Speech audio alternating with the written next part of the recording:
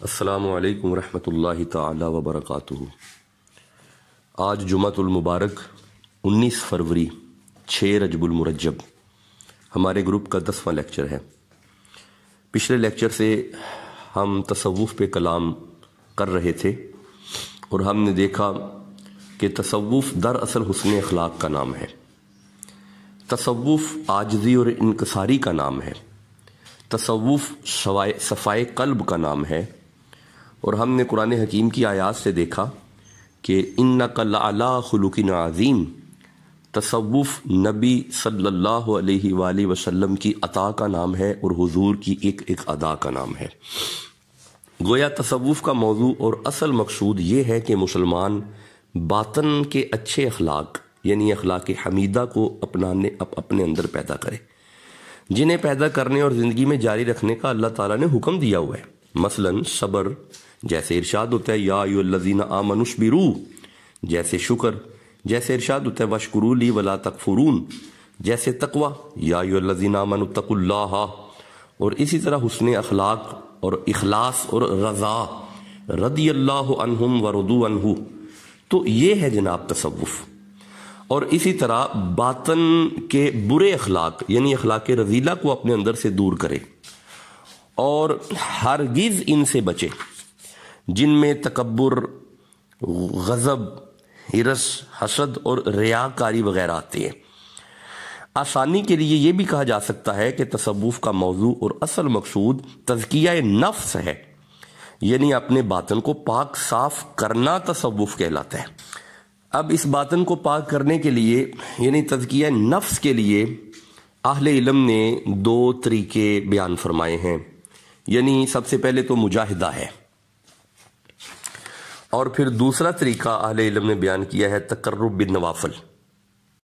اگر مجاہدہ کو دیکھیں تو مجاہدہ شریعت میں مقصود اور مطلوب ہے، اس میں کوئی شک نہیں ہے۔ قرآن و سنت میں اس کا حکم اور سلف صالحین میں اس کے بے شمار نظائر بھی موجود ہیں۔ دیکھیں حق تعالیٰ کا ارشاد ہے وَجَاهِدُوا فِي اللَّهِ حَقَّ جِهَادِهِ، یہ سورہ الحج کی آیت ہے۔ اسی طرح سورہ عنکبوت میں ارشاد ہوتا ہے وَمَن جَاهَدَ فَإِنَّمَا يُجَاهِدُ لِنَفْسِهِ، یعنی جو شخص مجاہدہ کرتا ہے وہ اپنے ہی نفع کے لیے مجاہدہ کرتا ہے۔ اسی طرح تقرب بالنوافل بھی شریعت میں مطلوب و مقصود ہے۔ آئیے قرآن حکیم میں دیکھتے ہیں سورہ علق 96 نمبر سورہ کی آخری آیت کے آخری لفظ اللہ فرماتے ہیں وَاسْجُدْ وَاقْتَرِبْ، یعنی سجدہ کر اور قریب ہو جا۔ بہرحال اتنی بات ثابت ہو گئی کہ تزکیہ نفس کے حصول کے لیے یہ دونوں ہی طریقے قرآن و سنت سے ثابت ہیں، ایک مجاہدہ اور دوسرا تقرب بالنوافل۔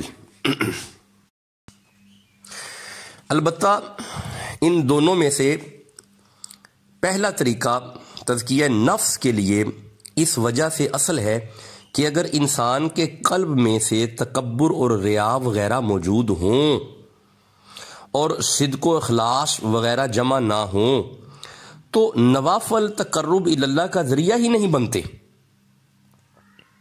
اس لیے ضروری ہے کہ اولاً مجاہدہ کے ذریعے دل کو اخلاق رذیلہ سے فارغ کرے اور اس میں اخلاق حمیدہ یعنی صدق و اخلاص وغیرہ پیدا کرے تاکہ نوافل کی تھوڑی سی مقدار بھی بے بہا تقرب اللہ کا ذریعہ بن سکے۔ اب آئیے میرے دوستو، ایک بات پکی ہے کہ تزکیہ نفس کے حصول کے ان دونوں طریقوں یعنی مجاہدہ اور تقرب بالنوافل انہیں اپنانے میں شیخ کا ہونا ضروری ہے، اور یہ بات قرآن نے بھی بیان کی ہے۔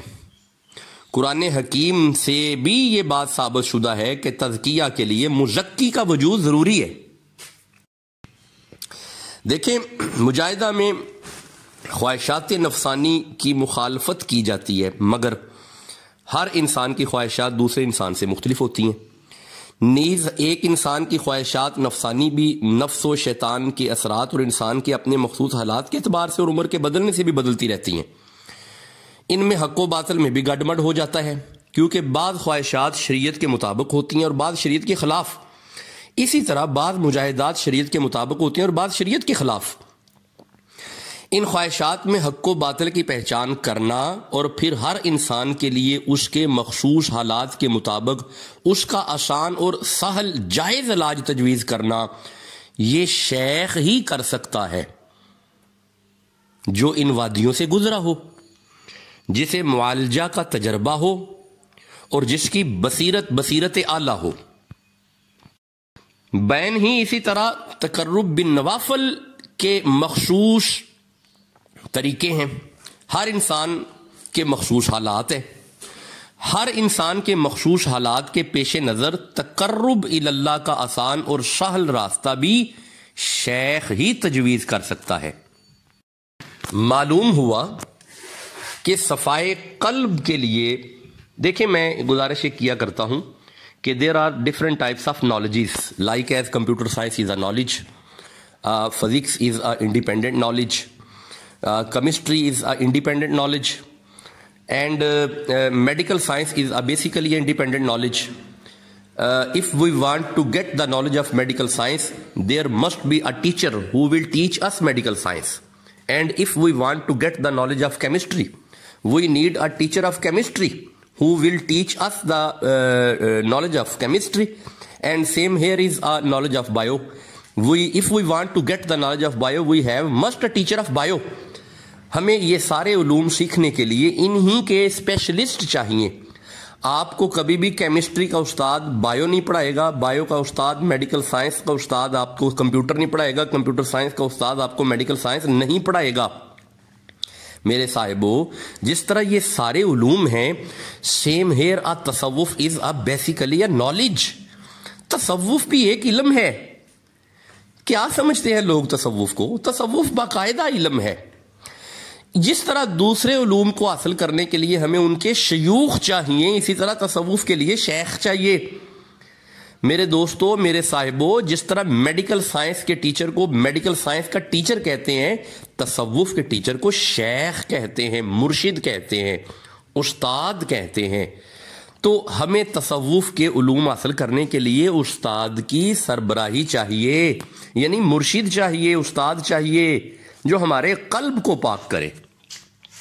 اچھا، جو انسانوں کے قلب کو پاک کرتا ہے تو اس کا اپنا قلب بھی پاک تو ہونا چاہیے۔ تو میرے دوستو، تصوف کے سب سے بڑے شیخ کو محمد کہتے ہیں صلی اللہ علیہ وآلہ وسلم۔ میرے کریم اللہ نے جس طرح نبی صلی اللہ علیہ وآلہ وسلم کو دیگر اسائنمنٹس عطا فرمائیں، اسی طرح وَيُزَكِّيهِمْ تزکیہ نفس، صفائے قلب، نبی صلی اللہ علیہ وآلہ وسلم کا اہم ترین کام تھا جو آپ نے کیا اور صحابہ کے نفوس کو پاک کیا۔ پھر آپ نے اپنی اس کڑی کو ٹوٹنے نہیں دیا، بلکہ فرمایا وعلیکم سنتی و سنتی خلفاء راشدین والمہدیین، میرے بعد اسی سلسلہ کو میرے صحابہ جاری رکھیں گے۔ پھر آپ نے فرمایا میرے بعد مجتہدین آئیں گے، یعنی مجددین آئیں گے، اور یہ مجدد ہر صدی کے بعد آئے گا جو اسی سلسلہ کو جاری رکھے گا۔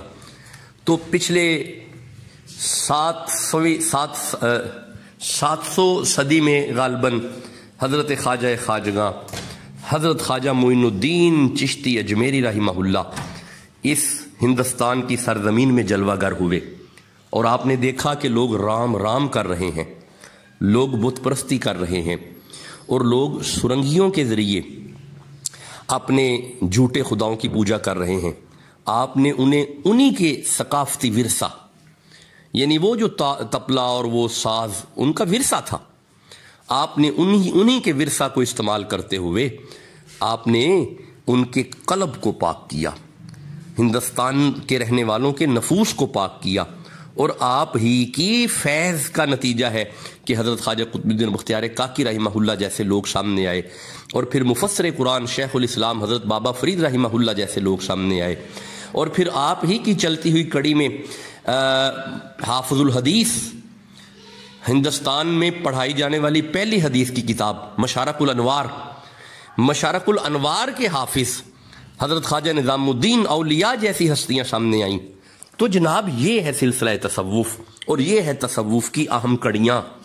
اللہ ہمیں انہیں سمجھنے کی توفیق عطا فرمائے۔